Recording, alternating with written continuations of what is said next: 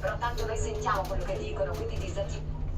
No, io più che altro avevo paura per l'appello, che magari poi quando faceva l'appello non riuscivo a inserire il microfono e quindi risultava assente. Infatti non so se mi hai sentito che quando sono arrivata a casa ho detto non so se alle 4, 4 e un quarto ho fatto l'appello, ma io è stato il momento in cui si è scollegato, stavo arrivando a casa, comunque mi si è scollegato e poi l'ho attaccato anche al caricatore.